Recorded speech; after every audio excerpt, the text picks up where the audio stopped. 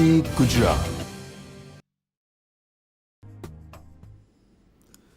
નમસ્કાર. આજના virtual classroom training પ્રોગ્રામમાં આપ સૌનું હાર્દિક સ્વાગત કરું છું. આઈટીઆઈમાં ચાલતા વાયરમેન ટ્રેડના ડોમેસ્ટિક વાયરિંગ એસ્ટિમેશન લેસનની હું આપ સૌને તાલીમ સહ માર્ગદર્શન આપીશ. આગળ જોઈએ. Domestic wiring estimation. વાયરિંગ ઘણા બધા એકમોમાં થાય છે. ડોમેસ્ટિક એટલે કે ઘરગથ્થુ લેવલે, એટલે કે ગૃહમાં થતું હોય તેવું વાયરિંગ, તેમજ ઔદ્યોગિક વાયરિંગ અને કોમર્શિયલ એટલે કે વ્યાપારી સંકુલોમાં થતું વાયરિંગ. આજે આપણે જોઈશું ડોમેસ્ટિક વાયરિંગ એસ્ટિમેશન. આગળ જોઈએ. આ લેસનની અંદર આપને તેની રૂપરેખા એટલે કે પ્રસ્તાવના, ડોમેસ્ટિક વાયરિંગ એસ્ટિમેશનના સામાન્ય નિયમો, IS ઇન્ડિયન સ્ટાન્ડર્ડ 732/1983 પ્રમાણેના, આગળ ડોમેસ્ટિક વાયરિંગ એસ્ટિમેશનના પગથિયા અને એક ઉદાહરણ સાથે આપણે ડોમેસ્ટિક વાયરિંગ શું છે તે વિસ્તારપૂર્વક સમજીશું. આગળ જોઈએ તે પ્રમાણે.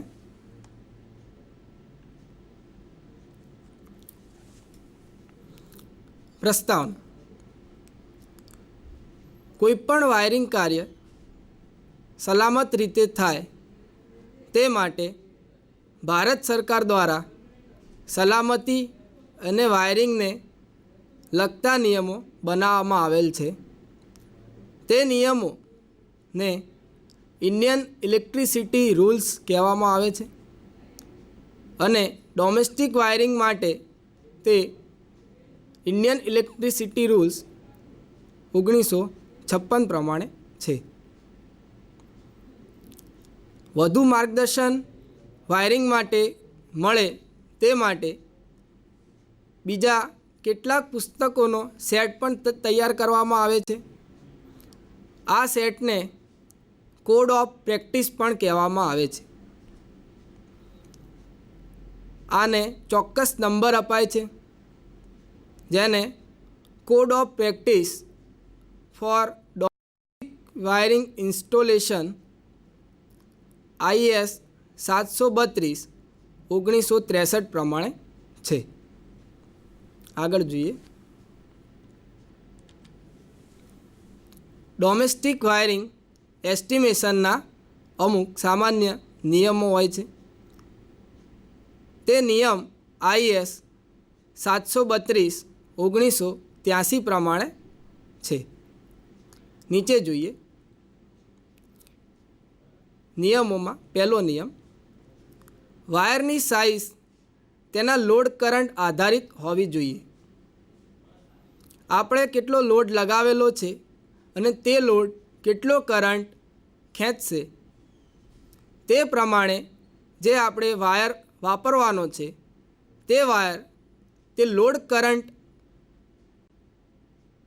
આધારિત હોવો જોઈએ. એટલે કે તે સેફલી સુરક્ષિત રીતે તે કરંટ તેમાંથી વહેવા દે તે માટે વાયરની સાઇઝ લોડ કરંટ આધારિત હોવી જોઈએ. બીજું છે, દરેક સબ સર્કિટ યોગ્ય રેટિંગના ફ્યુઝથી રક્ષાયેલી હોવી જોઈએ. મેઇન સ્વિચ પછી ડિસ્ટ્રીબ્યુશન બોર્ડ હોય છે, તેની અંદર આપણે સબ સર્કિટ ડિઝાઇન કરતા હોય છીએ અને તેની અંદર દરેક ફેઝમાં આપણે ફ્યુઝ રાખતા હોય છીએ, જેથી જ્યારે કરંટનું પ્રમાણ વધી જાય તો તે ફ્યુઝ પોતે ખુલી જાય અને તે વધુ કરંટને આગળ વહેતો અટકાવે તે માટે ફ્યુઝ સર્કિટમાં ખૂબ જ અગત્યનું બની રહે છે. આથી દરેક સબ સર્કિટની અંદર યોગ્ય રેટિંગના ફ્યુઝ વાપરવામાં આવે છે અને તે વાપરવા ખૂબ જ અગત્યના બની રહે છે. ડોમેસ્ટિક વાયરિંગમાં જ્યારે વાયર માટે જો ધાતુની કોન્ડ્યુટ સાથે તે વાયરિંગ કરવામાં આવતું હોય તો દરેક ધાતુની કોન્ડ્યુટને અર્થ કરવી તે ખૂબ જ અગત્યની છે, કારણ કે જો ઇન્સ્ટોલેશનમાંથી લીકેજ કરંટ જો ધાતુની કોન્ડ્યુટમાંથી પસાર થાય અને તે લીકેજ કરંટનું પ્રમાણ ઇન્સ્યુલેશન વધુ પડતું નબળું થાય તો તે લીકેજ કરંટનું પ્રમાણ વધી જાય છે અને આપણને શોક લાગવાની શક્યતા રહે છે. તેવું ન થાય તેના માટે ધાતુની કોન્ડ્યુટ જો વાયર સાથે વાપરેલી હોય તો તે ધાતુની કોન્ડ્યુટનું અર્થિંગ પણ કરેલું હોવું જોઈએ. આગળ જોઈએ. કોઈપણ પોઈન્ટ કે સાધન જ્યારે વાપરવાનું હોય ત્યારે દાખલા તરીકે ટ્યુબલાઇટ છે કે પછી પંખો છે કે બીજું કોઈ પણ ઘરગથ્થુ સાધન કે જે વીજ સાધન છે, પાવરથી ચાલે છે, તેના માટે દરેક માટે સ્વતંત્ર એક સ્વિચ આપેલી હોવી જોઈએ, જેથી તેને ઓપરેટ અલગ અલગ સ્વિચની મદદથી કરી શકાય. એક સાથે કોઈ પણ બે સાધન કે પોઈન્ટનું વાયરિંગ એક જ સ્વિચમાં થયેલું હોવું જોઈએ નહીં. આગળ જોઈએ. ઘરની મોટર હોય કે તેનું સ્ટાર્ટર હોય કે પછી સ્વિચો, આ બધું ઓપરેટરની નજીકમાં જ હોવું જોઈએ, જેથી કરીને કંઈ પણ પ્રકારની ખામી સર્જાય તો ઓપરેટર સરળતાથી ત્યાં પહોંચી શકે અને તે ખામીને અટકાવી શકે. આગળ જોઈએ. લાઇટિંગ કે પાવર સર્કિટ માટે અલગ અલગ સર્કિટ હોવી જોઈએ. લાઇટિંગ સર્કિટની અંદર લાઇટ, પંખો, બલ્બ, દરેક વસ્તુ તે લાઇટિંગ સર્કિટમાં સમાવેશ થાય છે. જ્યારે પાવર વાયરિંગની અંદર 15 એમ્પિયરના સોકેટ કે જે મોટા કરંટ રેટિંગના છે તેને પાવર વાયરિંગ કહેવામાં આવે છે ડોમેસ્ટિક વાયરિંગમાં. માટે તે બંને સર્કિટ અલગ અલગ હોવી જોઈએ. લાઇટિંગ સર્કિટની અંદર વધુમાં વધુ 5 એમ્પિયર પ્રવાહ પસાર થાય છે. આથી તેની અંદર જો પાવર વાયરિંગ એક સાથે કરવામાં આવે અને લોડનું પ્રમાણ વધી જાય તો વાયર બળવાની શક્યતા પણ રહેલી હોય છે. આથી લાઇટિંગ અને પાવર વાયરિંગ બંને અલગ અલગ સર્કિટમાં દોડાવવા જોઈએ, એટલે કે એક સાથે વાયરિંગ કરવું જોઈએ નહીં, અલગ અલગ કરવું જોઈએ. આગળ જોઈએ. લાઇટિંગ સર્કિટની અંદર જે આપણે લોડ વાપરીએ છીએ એક સબ સર્કિટમાં તે 800 વોટથી વધુ ન હોવો જોઈએ અને પોઈન્ટની વધુમાં વધુ સંખ્યા 10 હોવી જોઈએ, એટલે કે 10થી વધવી જોઈએ નહીં. આગળ જોઈએ. પાવર વાયરિંગની અંદર અથવા તો પાવર સર્કિટમાં લોડ વધુમાં વધુ 3000 વોટ સુધીનો જ હોવો જોઈએ. જો 3000 વોટથી પાવર વધે અથવા તો લોડ વધે તો તેના માટે અલગ બીજી પાવર સર્કિટ ડિઝાઇન કરવી જોઈએ અને તે એક પાવર સર્કિટની અંદર પોઈન્ટની સંખ્યા વધુમાં વધુ 2 રાખી શકાય અને જો 2થી વધે તો તેના માટે અલગ પાવર સર્કિટ ડિઝાઇન કરવી જોઈએ, એટલે 2થી વધવું જોઈએ નહીં. મકાનનો લોડ 2 કિલોવોટથી 5 કિલોવોટની વચ્ચે સુધીનો હોય છે વધુમાં વધુ. જો મકાનનો લોડ 4 કિલોવોટથી વધતો હોય તો તેવા વપરાશવાળા કસ્ટમરને 3 ફેઝ કનેક્શન આપવું જોઈએ, ન કે સિંગલ ફેઝ કનેક્શન આપવું જોઈએ. તેમજ ડોમેસ્ટિક વાયરિંગનો જે છેલ્લો પોઈન્ટ હોય ત્યાં વોલ્ટેજ ડ્રોપની કિંમત 3%થી ઘટવી જોઈએ નહીં.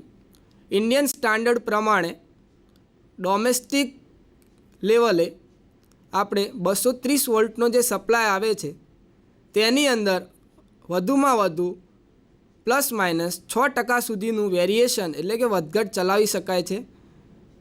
તેનાથી વધુ અથવા તો ઓછી વધઘટ ચલાવી શકાતી નથી. આગળ જોઈએ.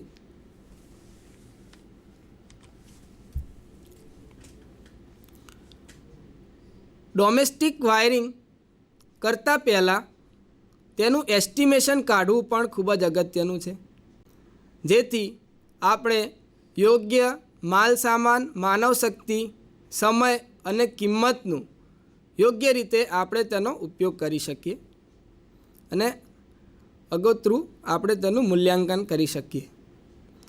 જ્યારે ડોમેસ્ટિક વાયરિંગ કરવામાં આવે છે તેના માટેના પગથિયા નીચે મુજબ દર્શાવેલા છે.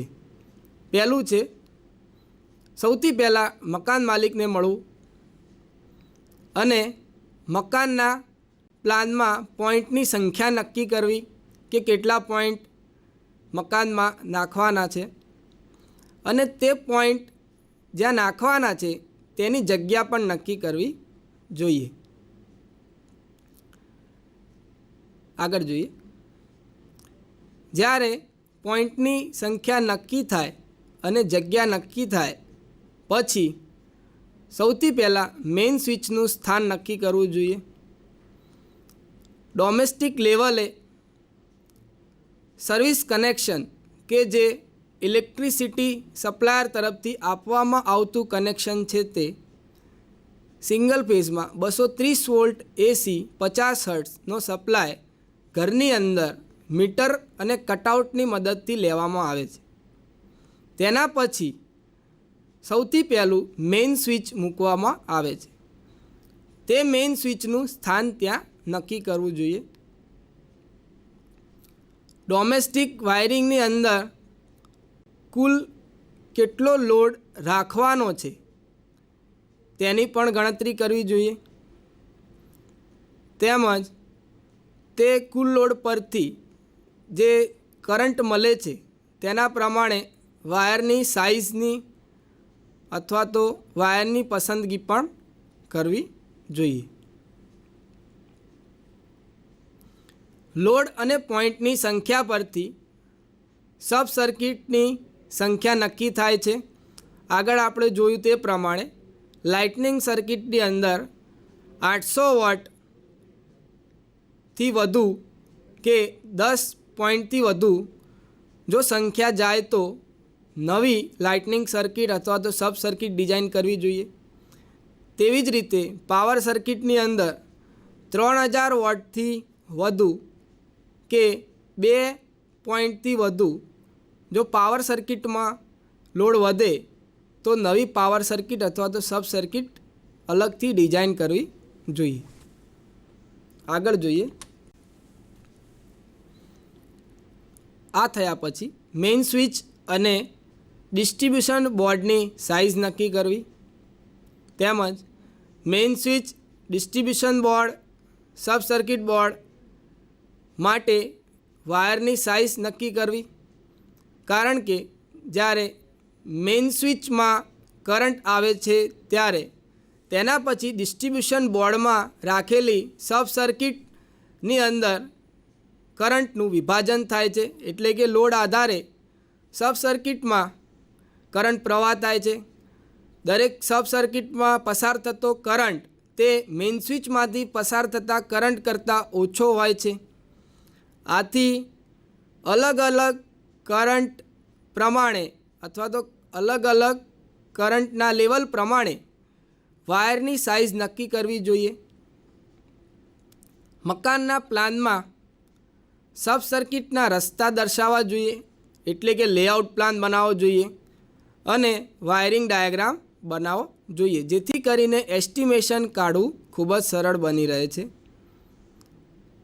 વાયરના run, main switch, switch board, lamp, વગેરેની ઊંચાઈની ધારણા કરવી, કારણ કે જે ડોમેસ્ટિક વાયરિંગ કરવામાં આવે છે તેની અંદર જે ઘર હોય છે તેમાં ઊંચાઈ જોવામાં આવે છે કે અલગ અલગ હોય છે, એટલે તેના માટે ઊંચાઈની ધારણા મેઇન સ્વિચ હોય કે સ્વિચ બોર્ડ હોય કે લેમ્પ હોય તેના માટે ઊંચાઈની ધારણા એસ્ટિમેશન કાઢતા સમયે કરવી અગત્યની હોય છે.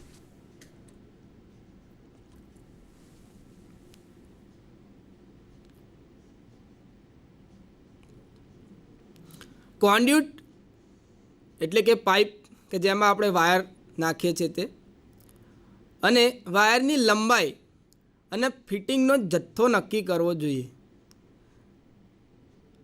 અને તેમાં 10થી 20% નુકસાનીના ઉમેરવા જોઈએ, કારણ કે જ્યારે કાર્ય કરવામાં આવે છે ત્યારે અમુક જથ્થો ખરાબ થવા અથવા તો કટિંગની અંદર નુકસાનીમાં જાય છે, અને તેના માટે 10થી 20% જથ્થો નુકસાનીનો અટકળે તેની અંદર વધુ ઉમેરવામાં આવે છે.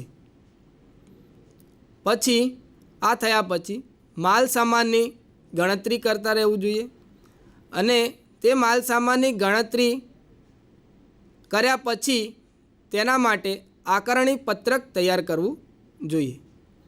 આ આકારણી પત્રકની અંદર દરેક માલ સામાનની વિગતનો સમાવેશ થાય છે કે કેટલો માલ સામાન અને કયો માલ સામાન વપરાય છે, તેમજ તેનો એકમ, તેનો કુલ જથ્થો માલ સામાનનો, તેમજ તેનો ભાવ કે તે માલ સામાન કેટલી કિંમતનો છે પ્રતિ એકમ, તેમજ કુલ જથ્થો આ આકારણી પત્રકમાં લખવામાં આવે છે, જેથી એસ્ટિમેશન કાઢવું સરળ બને છે. બજારની અંદર જ્યારે વાયરિંગ થાય છે ત્યારે તેની અંદર પોઈન્ટ દીઠ મજૂરી ગણવામાં આવે છે. જ્યારે તમને હશે અનુભવ કે જ્યારે તમારા ઘરે કોઈ વાયરિંગ કરવા આવે છે ત્યારે વાયરમેનને વાયરિંગ માટે એસ્ટિમેશન કાઢવામાં આપવામાં આવે ત્યારે તે વાયરમેન કેટલા પોઈન્ટ મૂકવાના છે તે પોઈન્ટના આધારે તે કિંમત તેની મજૂરીની કહેતો હોય છે. એટલે પોઈન્ટ દીઠ કિંમત અને મજૂરીની કિંમત પણ આકરવી જોઈએ. તેમજ જે ટોટલ માલ સામાનનો જે ખર્ચ થાય છે તેમાં 5થી 10% પરચુરણ ખર્ચ પણ ઉમેરવો જોઈએ, પછી તેનો ટોટલ અંદાજ કાઢવો જોઈએ. આ હતા ડોમેસ્ટિક વાયરિંગ એસ્ટિમેશનના પગથિયા. આગળ આપણે જોઈશું ડોમેસ્ટિક વાયરિંગ એસ્ટિમેશન માટેનું અહીં એક ઉદાહરણ લીધેલ છે, જેમાં એક નવા બંધાયેલા 4x4x4 એટલે કે લંબાઈ 4 મીટર, પહોળાઈ 4 મીટર તેમજ ઊંચાઈ 4 મીટર માપના એક રૂમમાં એક લેમ્પ, એક પંખો, 2 ટ્યુબલાઇટ અને એક 5 એમ્પિયરનું પાવર સોકેટ મૂકવાનું છે. તે માટે જરૂરી માલ સામાનનો જથ્થો અને તેના સ્પેસિફિકેશન સાથે તેનો અંદાજ કાઢવો અને વાયરિંગ લેઆઉટ બનાવો. નીચે જોઈએ. અહીંયા આપણે જોઈ શકીએ છીએ તે પ્રમાણે આ એક રૂમ છે, જેની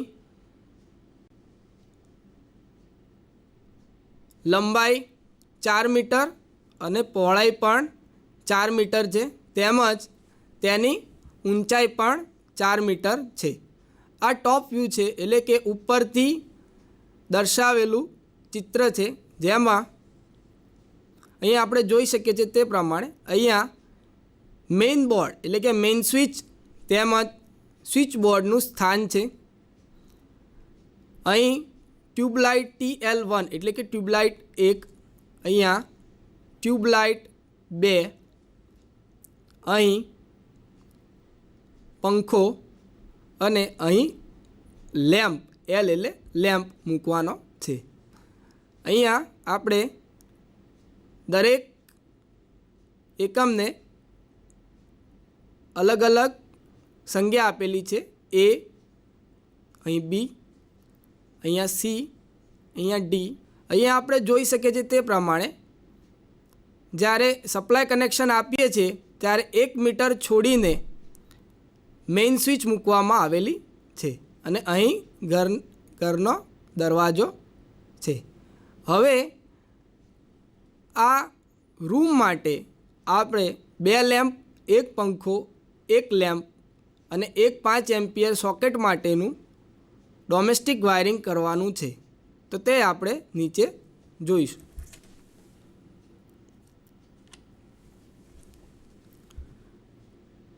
અહીં એક કોઠો બનાવવામાં આવેલ છે. તેની અંદર વિદ્યુત ભારની ગણતરી કરેલી છે. અહીં લાઇટ પોઈન્ટ અને નીચે પોઈન્ટની સંખ્યા અને વોટ દર્શાવેલા છે. લાઇટ પોઈન્ટ 1 છે અને તે લાઇટ પોઈન્ટનો ભાર 60 વોટ છે. ટ્યુબલાઇટની સંખ્યા 2 છે અને તે 40 વોટની છે. પંખાનો પોઈન્ટ 1 લેવામાં આવેલ છે અને તે 60 વોટનો પંખો છે. તેમજ સોકેટ આઉટલેટ એટલે કે 5 એમ્પિયરનો સોકેટ આઉટલેટ, તેની સંખ્યા 1 છે અને તેના વોટેજ 60 લેવામાં આવેલ છે. અહીંયા આપણે જોઈએ પોઈન્ટની સંખ્યા, લાઇટનો 1, ટ્યુબલાઇટના 2, પંખાનો 1, 5 એમ્પિયરનો સોકેટ આઉટલેટ, ટોટલ આપણી પાસે 5 પોઈન્ટ નાખવાના છે. નિયમ IS 732/1983 પ્રમાણે જ્યારે સબ સર્કિટની અંદર 800 વોટથી વધુ લોડ જાય અથવા તો 10 પોઈન્ટથી વધુ લોડ જાય તો નવી સબ સર્કિટ ડિઝાઇન કરવામાં આવે છે. પરંતુ અહીં પોઈન્ટ ફક્ત 5 છે, 10 કરતાં ઓછા, અને અહીં 800 વોટથી ઓછા છે. એટલે ફક્ત એક સબ સર્કિટની જરૂર પડે. પરંતુ ભવિષ્યની અંદર કંઈ વધારો આવે તો તેના માટે ફ્યુચર એક્સપાન્શન એટલે કે ભવિષ્ય માટે એક વધારાની સબ સર્કિટ મૂકવામાં આવે છે.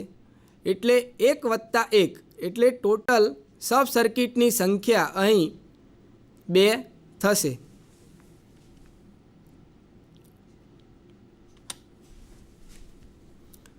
વાયરની સાઇઝની ગણતરી કરીએ તો કુલ પ્રવાહ એટલે કે સર્કિટમાં જે કરંટ પસાર થવાનો છે તેની કિંમત શોધીએ તો ટોટલ ભાર કેટલો છે? 300 વોટ ભાગ્યા વોલ્ટેજ, ઘરમાં આવતા વોલ્ટેજ 230 વોલ્ટ હોય છે. એટલે ભાર ભાગ્યા દબાણ એટલે કે વોલ્ટેજ એટલે 300 ભાગ્યા 230 એટલે 1.3 એમ્પિયર જેટલો કરંટ સર્કિટમાંથી પસાર થાય. એટલે આપણે જો આટલો કરંટ પસાર થતો હોય તો 1 સ્ક્વેર mm વાયરનો ઉપયોગ કરી શકીએ છીએ, જેની કરંટ વહનની ક્ષમતા 6 એમ્પિયર સુધીની હોય છે. પરંતુ 1 સ્ક્વેર mmનો વાયર આપણે વપરાશમાં બહુ ઓછો વાપરીએ છીએ. એટલે 1.5 સ્ક્વેર mmનો વાયર વાપરી શકાય, PVC ઇન્સ્યુલેશનવાળો, કે જેની કરંટ વહનની ક્ષમતા 10 એમ્પિયર સુધીની હોય છે. જે પ્રમાણે પગથિયા જોયા હતા તે પ્રમાણે વાયરની સાઇઝની ગણતરી કર્યા પછી જોઈશું મેઇન સ્વિચ. તો અહીંયા કરંટનું પ્રમાણ નક્કી થયું છે, તેના આધારે મેઇન સ્વિચ આપણે 15 એમ્પિયર 250 વોલ્ટ ICDP એટલે iron clad double pole switch આપણે વાપરી શકીએ. તેવી જ રીતે ડિસ્ટ્રીબ્યુશન બોર્ડમાં સબ સર્કિટ માટે 2 way 10 ampere 250 volt ICDP switch આપણે વાપરી શકીએ છીએ.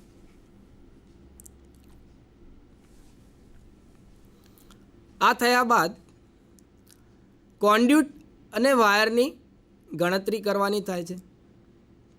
તો કોન્ડ્યુટની ગણતરી કરીએ તો વાયરની ગણતરી મળી શકે છે. તો સૌથી પહેલાં કોન્ડ્યુટની ગણતરી કરીએ. કોન્ડ્યુટની ગણતરી માટે સૌથી પહેલાં આડી લંબાઈ શોધીએ, એટલે કે જેટલો આડો રન આવતો હોય સર્કિટની અંદર તેની આપણે ગણતરી કરીએ. અહીં દેખીએ AB વત્તા BC વત્તા CD વત્તા CE. AB એટલે અહીં મેઇન બોર્ડ એટલે કે સ્વિચ બોર્ડથી ડોર સુધીનું અંતર, જે આખું અહીં 4 મીટર છે, અડધું 2 મીટર થાય અને એનાથી અડધું 1 મીટર થાય, એટલે A થી B સુધીનું અંતર 1 મીટર છે, વત્તા BC 2 મીટર છે. અહીં આપણે જોઈ શકીએ છીએ આખી અહીં લંબાઈ 4 મીટરની છે, એટલે B થી C સુધીનું અંતર અહીં 2 મીટર થાય. તેવી જ રીતે C થી D સુધીનું અંતર 2 મીટર અને વત્તા C થી E સુધીનું અંતર એટલે બીજા 2 મીટર, એટલે ટોટલ આડી લંબાઈ કોન્ડ્યુટની થશે 7 મીટર. હવે આડી લંબાઈ શોધ્યા બાદ ઊભી લંબાઈ શોધવી પડે. તો ઊભી લંબાઈ માટે પગથિયામાં કહ્યું હતું તે પ્રમાણે ધારણાઓ કરવી પડે છે. અહીં આપેલા રૂમની ઊંચાઈ 4 મીટર છે. તો તે પ્રમાણે આપણે ધારણા કરીએ તો છતથી ઊંચાઈ એટલે ભોંય તળિયા સુધીની ઊંચાઈ અહીંયા 4 મીટર આપેલી છે. ભોંય તળિયાથી બેટનની ઊંચાઈ એટલે અહીંયા આ ભોંય તળિયુંથી બેટનની ઊંચાઈ 3.5 મીટર લીધેલ છે. ભોંય તળિયાથી સ્વિચ બોર્ડ એટલે SB સ્વિચ બોર્ડની ઊંચાઈ 1.3 મીટર લીધેલી છે, એટલે સ્વિચ બોર્ડ 1.3 મીટર ભોંય તળિયાથી ઊંચું રહેશે. અને ભોંય તળિયાથી મેઇન સ્વિચની ઊંચાઈ 1.5 મીટર, એટલે અહીં જોઈ શકીએ તે પ્રમાણે અહીંયા મેઇન બોર્ડ છે એટલે કે મેઇન સ્વિચ છે, એટલે ભોંય તળિયાથી મેઇન સ્વિચની ઊંચાઈ 1.5 મીટર, તેમજ ભોંય તળિયાથી લાઇટ પોઈન્ટની ઊંચાઈ 2.5 મીટર. એટલે લાઇટ પોઈન્ટ એટલે લાઇટિંગ પોઈન્ટમાં ટ્યુબલાઇટ, લેમ્પ બધાનો સમાવેશ થાય, પંખો, જે ભોંય તળિયાથી 2.5 મીટર ઉપર આવેલા છે. અહીં આપણે આ ધારણાઓ કર્યા બાદ આપણે કોન્ડ્યુટની કુલ ઊભી લંબાઈ શોધીશું.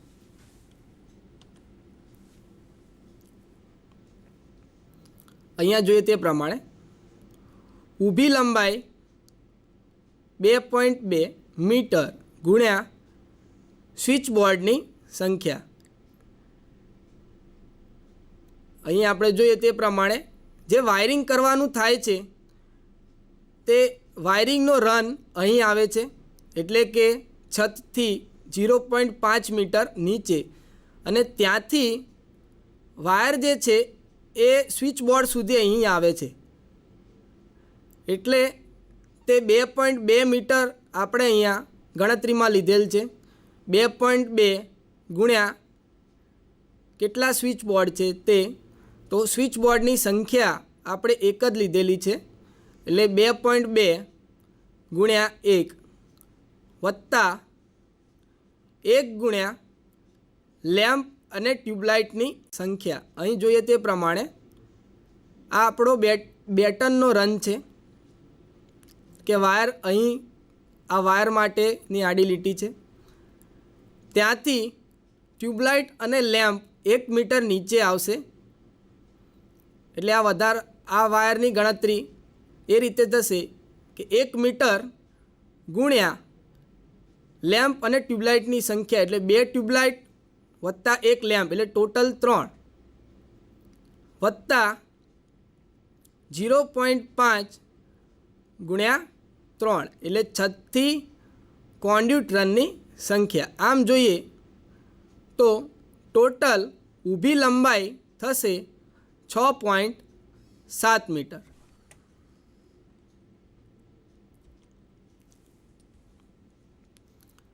કોન્ડ્યુટની લંબાઈ કુલ 13.7 મીટર થાય. અહીં જોઈએ આડી લંબાઈ વત્તા ઊભી લંબાઈ એટલે તેનો સરવાળો 7 વત્તા 6.7 એટલે 13.7 મીટર જેટલો થાય.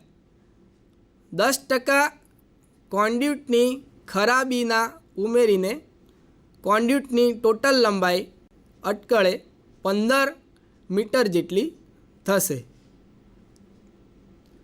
કોન્ડ્યુટની લંબાઈ શોધાઈ જાય એના બાદ વાયરની લંબાઈ શોધી શકાય છે. નિયમ પ્રમાણે કોન્ડ્યુટની લંબાઈના 3 ગણા કરીએ તો વાયરની લંબાઈ મળી જાય છે થંબ રૂલ પ્રમાણે. એટલે 3 ગુણ્યા 15 એટલે 45 મીટર જેટલો વાયર આપણે વાપરવો પડે. કુલ વાયર બરાબર થાય 45 મીટર વત્તા 20% ખરાબીના, એટલે એ 20% 45 ઉપર ગણાય. એટલે ટોટલ વાયર આપણી પાસે 55 મીટર વાપરવાનો થશે. આટલું થયા બાદ આકારણી પત્રક તૈયાર કરવામાં આવે છે. આગળ આપણે એક ઉદાહરણ લીધેલ છે. તેની અંદર આપણે વાયરની સાઇઝ, મેઇન સ્વિચની સાઇઝ, તેનું સ્થાન તેમજ તેમાં વાયરની ગણતરી કરેલી છે અને કોન્ડ્યુટની ગણતરી પણ કરેલ છે. એટલે ટોટલ માલ સામાનની વિગત અહીં આકારણી પત્રકમાં લખવામાં આવે છે. તેનો એકમ તથા તેનો જથ્થો, એ જથ્થા પ્રમાણે તેનો ભાવ પ્રતિ એકમ અને તેની કુલ કિંમત કેટલી થશે તે આપણે અહીં દર્શાવવામાં આવે છે. આકારણી પત્રકમાં આપણે 15 એમ્પિયર 250 વોલ્ટ આઈસીડીપી સ્વિચ, તેવી જ રીતે 10 ampere 250 volt 2 way iron clad distribution board, તેવી જ રીતે બાકીનો માલ સામાનની વિગત અહીં આ આકારણી પત્રકમાં દર્શાવેલી છે. ડોમેસ્ટિક વાયરિંગ માટે જરૂરી દરેક માલ સામાનનું એસ્ટિમેશન કાઢ્યા બાદ તે માલ સામાનને આ આકારણી પત્રકમાં મૂકવામાં આવે છે.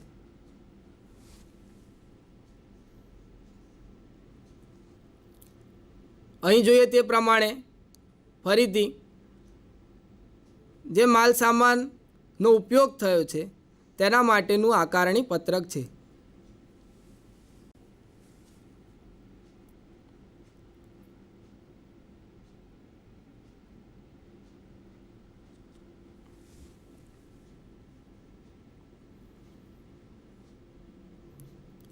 અહીંયા કુલ માલ સામાનની વિગત દર્શાવ્યા બાદ 10% પરચુરણ માલ સામાન માટેની રકમ, એટલે કે લમસમ અહીંયા 20 રૂપિયા લખેલ છે, અને કુલ માલ સામાનમાં થતો ખર્ચ તે ટોટલ જેટલો માલ સામાન વાપરેલો છે તેની કુલ કિંમતના સરવાળા બરાબર અહીં થાય. એટલે તેને આપણે કુલ માલ સામાન ખર્ચ કહી શકીએ. વત્તા તેમાં મજૂરી ખર્ચ ઉમેરાય જે પોઈન્ટ દીઠ હોય. અહીંયા 5.5 પોઈન્ટની સંખ્યા લીધેલ છે, ગુણ્યા 45 રૂપિયા તે તેનો મજૂરી ખર્ચ છે પોઈન્ટનો, એટલે પોઈન્ટ ગુણ્યા તે ખર્ચ એ થશે 247 રૂપિયા. તેવી જ રીતે ઓવરહેડ ખર્ચ માલ સામાન પર થતો હોય તેને 10% લેખે, એટલે અહીં જોઈએ 1085 ટોટલ ખર્ચ છે, તેમાં 108 રૂપિયા વધારે 10% લેખે.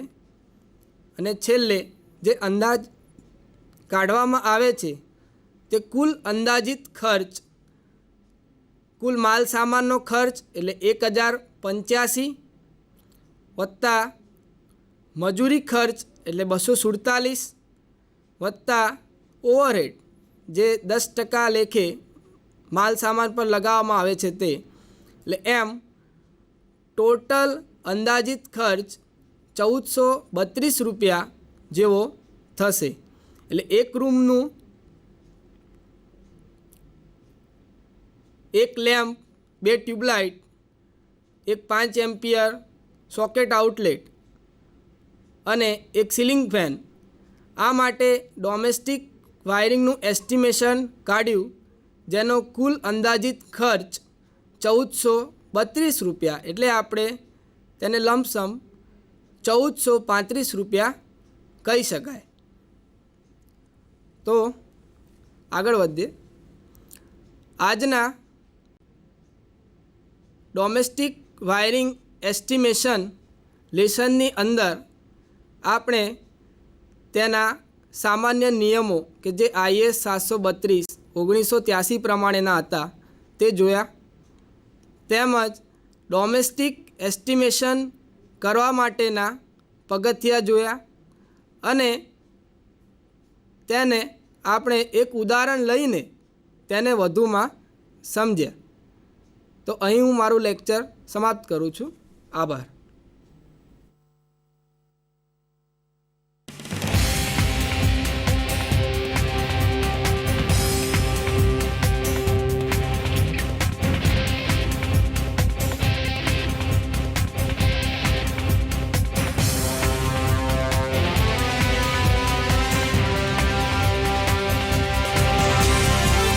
વંદે ગુજરાત.